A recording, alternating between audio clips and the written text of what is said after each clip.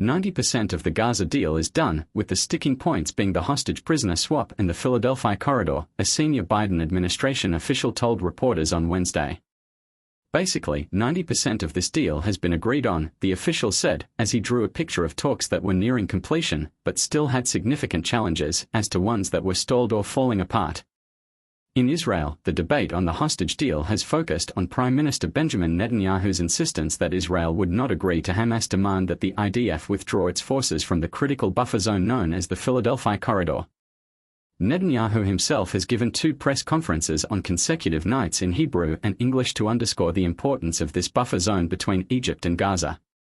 Proponents of the deal have accused Netanyahu of thwarting it, arguing that a deal could have been reached if only he would agree to withdraw from the Philadelphia corridor.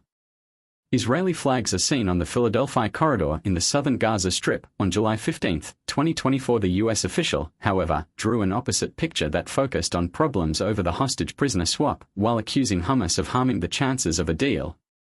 At issue in particular, the official explained, was Hamas' execution of 6 of the hostages while it was engaged in talks about releasing such captives.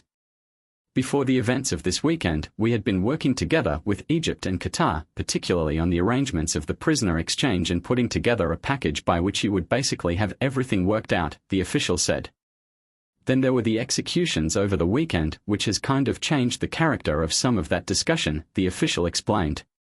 It has brought a sense of urgency to the process, but it's also called into question Hamas' readiness to do a deal of any kind, the official explained.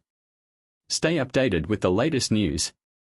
Subscribe to the Jerusalem Post newsletter. Subscribe now. There's a list of hostages, and we all have it, and Hamas has had it, and all the parties have had it, and there are now fewer names on the list, the official said. It's horrific, particularly with Hamas threatening to execute more hostages, the official explained.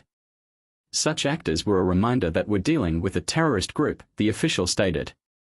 Nature of a prisoner exchange. He placed the number of Palestinian security prisoners and terrorists who would be freed in exchange for hostages at 800, including those serving life sentences for killing civilians.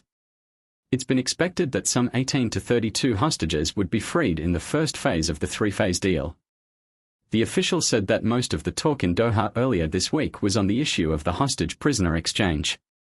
The deal has 18 total paragraphs, of which 14 have been completed, with 3 of those paragraphs dealing with the hostage-prisoner swap, the official said. The deal cannot move forward until this issue of hostage and prisoner exchange has been worked out, he explained. Issues around Philadelphia. The official also spoke about the Philadelphia corridor, explaining that an agreement cannot be reached until the issue of hostage and prisoner exchange has been worked out. Nothing in the original May 31 agreement mentions the Philadelphia corridor. The deal stipulated that the IDF withdraw from all densely populated areas. And a dispute emerged, the official said, over whether the Philadelphia corridor, which is effectively a road on the border of Gaza and Egypt, is a densely populated area.